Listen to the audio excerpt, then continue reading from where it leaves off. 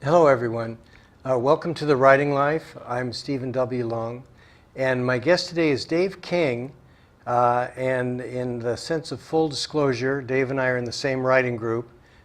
This is Mary Rash's Easy Writers, which has been going on for 20 some years. Over 20, yeah. Yeah, and had a lot of good writers. So first, Dave, welcome. Thank you. So good to have you Good to be here. And I'm especially pleased to have you because to some extent I've got to watch you evolve, and not that you're done, but you've had some real success lately. So talk a little bit about what's been going on with your writing. Well, I've been chipping away at a novel for the last 3 years. Sure, and I want to talk about that. It seems like everybody's chipping away at a novel, but Sure. I branched out and did a little bit of memoir, just some incidents that I had that still flashed in my Sure. head. And I wrote about one, and it was only like 2 pages, and it was pretty well received with both the groups that I presented it to Right. for additional polishing. And then I think it was somebody in Easy Writers suggested that I submit it to Perceptions for publication. Right. And then at the same time, I submitted it to Paper Gardens for consideration in the Paper Gardens Writing Contest. Right. And it won a spot in the adult nonfiction in Paper Gardens, which I'm happy to say. Sure. And it also is going to be published by Perceptions. The publication date is June 7th this year. Okay. So it's just a little piece called Worst Gift Ever, and it's about a Christmas memory that I had. Yeah. So Perceptions is A produced by literary- a college. Right, it's Okay. a literary magazine of Mount Hood Community College. Okay, great. Now you've also done you have some work in a chapbook. And is this through your other writing group? It isn't a chapbook. We published, Oh, okay. the other writing group that I belong to is in Portland, and they have published 3 anthologies, and I was honored to be included in 2 of them. Oh, great. Okay. And I had a couple of short stories, mostly fiction. I really like to write fiction. Right. And I was honored to be included in 2 of those in the Okay. last couple of years. So a couple of things I want to ask you about the attraction of fiction. But first, I know that you're in 2 groups.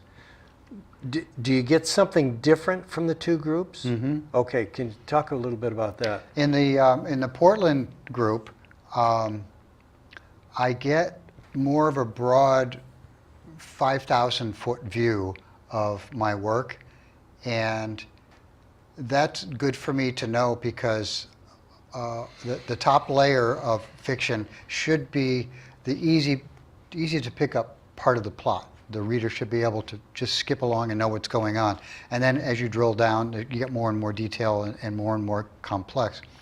These people give me a really good sense of what's going on the top level from beginning to end.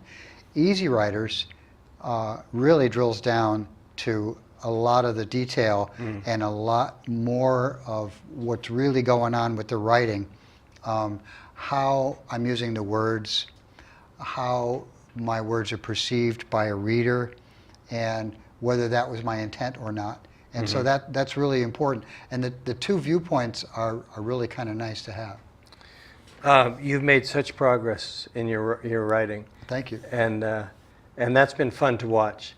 And I was thinking about, there's kind of a cliche that writers write, and that's what you've been doing. So I know that you're recently retired, and I think that you're spending some of that extra time writing. Yes, I am. Okay, you've been very productive. Now, the book that you're working on in its form now and the direction now is real different than when it started. At least that's my perception. Okay. Yeah, the Lucky Larry? Yes. Okay. So it seems to me that the character has evolved.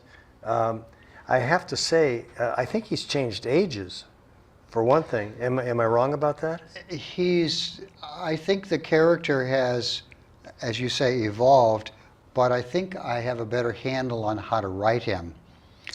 Well, and by writing him, I think that's how you learn. Right. Yeah, you learn who this character is. Yeah. I think I know Larry better now than when I started it 3 years ago. 3 years ago, you're right, the intent was he was somewhere around 17, 18 years old. Added a few years, actually I added a year to his age. Okay. I also added, I think, a significant amount of maturity because of what he's gone through. He's been the sole, or almost the sole caretaker of his younger brother, not younger by very much, but Right. younger brother who is paraplegic. Yeah. And because mom has been out of the picture, she's been working all the time and really doesn't want to have much to do with the family other than go to work. So Larry has been stuck taking care of this kid. And as a result, he's had to grow up faster than he ordinarily would have if he were just a regular old kid and had gone through childhood like a normal kid has. So I added a little bit of maturity that wouldn't ordinarily appear in a 19-year-old, and that was difficult for me to do, to still maintain that teenager that the reader knows. He's true to his age. Yes, he has to be Right. true to his age, but still he's got that additional maturity that his upbringing has put upon him, Right. that layer of growing up fast, which he's had to do.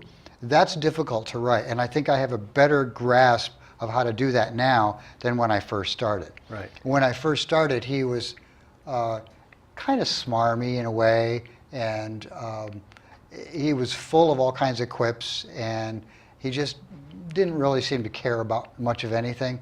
And now I've given him some depth where he really does care. Okay, so let me just say, and I haven't said this in our group, when we critique it, when we're a class, we're trying to help each other, and I think we're really looking for areas of improvement. But we're also readers, readers for pleasure. Right. And I have to tell you that you now have a character that I want to spend some time with. Where before, I think when you were finding out who this guy was, he wasn't as attractive or appealing, maybe that's the word. He has some depth now and some characteristics that draw the reader in, and now we're rooting for him, where I wasn't so much in the past. That's good to hear. Thank Yeah, you. so I don't know that this is the venue to let you know that. But, so now I'm going to jump back to the other group, or the two groups, and in a critique group, trust is so important, chemistry is so important. Can you characterize the difference of the two groups? Or maybe they're not different. Maybe you get the same thing from both. They're quite different. All right. The people that make up the two groups are quite different. The woodshop writers in Portland, and I'll give a plug for Nancy Woods, she's the facilitator. They, as I said earlier, they tend not to drill down quite so far. And I think I get an honest critique from them, but I think they kind of pull back a little bit. They're afraid to really get gutsy and Sure. honest. Easy Writers does not Does not hold pull back. Oh no, and I was a little bit intimidated when I first joined the group.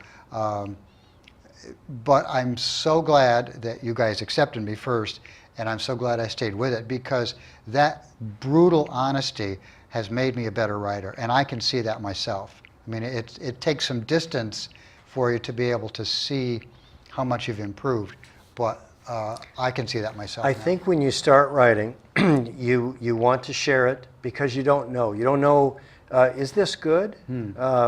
My mother would like it. She would pat me on the head and say that this is great.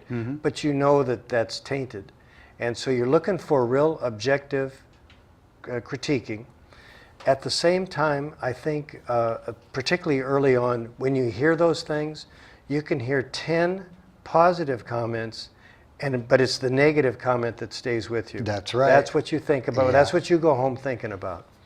So one thing that I am so pleased with the group that we're in is it's always about the writing. In other words, when you get a comment, it's not, Dave, I don't like the way you combed your hair today. When the group says something, you can believe it. Or at least you can believe that that's their opinion and it comes from a place that wants to make the writing better. It's never a personal attack. It's always about the writing. And I'm like you. I am so pleased with the depth, that the critiques are so good, but that they're so honest.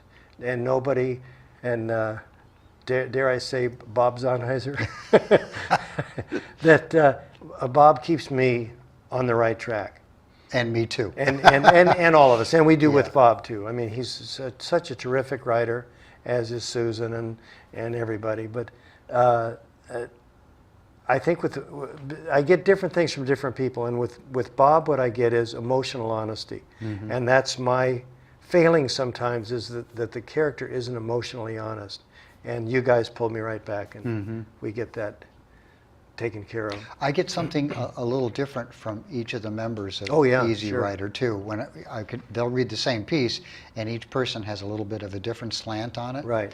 So when I take that home and revise, I read each of your individual comments Sure. on the page, and then I try and blend them all together, and I try and pull back and get a sense of how I can make this better based on everybody's input, not just one person. Well, I Right. need to fix this, I need to fix this, I need to fix this. It kind of, I try and come up with an amalgam. Sometimes the criticism is contradictory, which I think is fun. Yes, it is. And you'll get two absolutely diametrically opposed comments, and it's fun. And because in the end, it's your work, and you can take that in, but you're the one that has to make the decision. And I want to say this too about the critique group, or any critique group. I think either with a newer writer or maybe with a new piece, maybe an experienced writer that's writing a new piece, it takes a while to have the confidence to say, well, I'll repeat what a friend of mine in another group had said. She used to say, that's a great suggestion. It's not for this book, but it's a great suggestion. And so you can understand that there are differing opinions, but in your sense of where this story is going, that comment just doesn't really fit. And so it's not dismissive.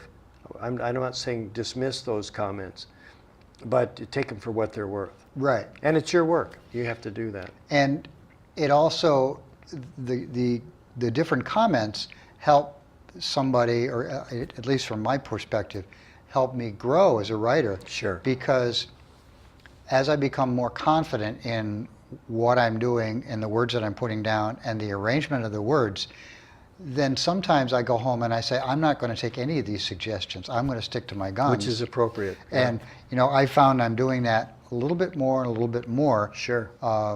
Because I want to develop my own style, and I want to be able to discern where I'm going off the mark myself without somebody else really telling me. You guys are reinforcing that, but There's so many aspects to writing. One of those is voice, and I think your character, your work has a strong voice, and boy, you don't want to lose that. no. And it can be, you can take criticism to the point that it's unflawed, but it's also bland. And I would rather have something with a little bit of that's a little bit of a bobble there, but you're along for the ride. It's like a garage band with a lot of energy and a lot of fun, versus a band that maybe they've practiced to the point that there's no mistakes, but there's no heart either. Right.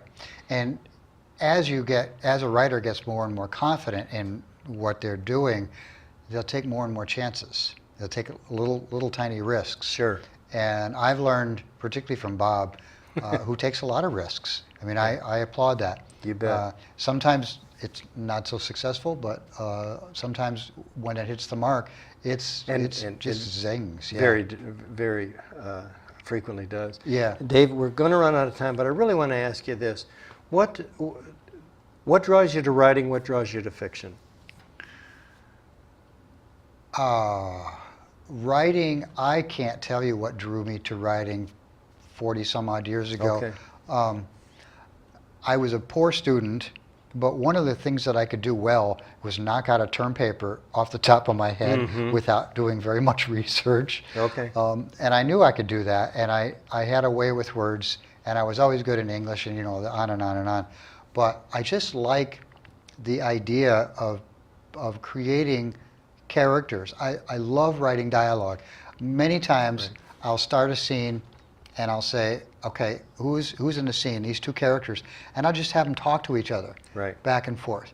And that's how I shape the scene sometimes. And then I'll throw in other elements. But I love doing that, and I love doing that in a fictionalized environment where I get to make it up. I can be God. Well, sure. And I think I can't think of the succinct way to say this other than something may not be factual, but it reveals a truth that sometimes you don't get otherwise. Mm-hmm. And I'm not saying that you write necessarily to deliver a message. I think that's a mistake generally. But there are human truths that can come out in fiction that maybe it's difficult to present some other way. Mm-hmm. Yeah. All right, David, we're out of time, but thank you so much. Thank you. And Thank thanks you. everybody for watching. Again, I'm Stephen W. Long.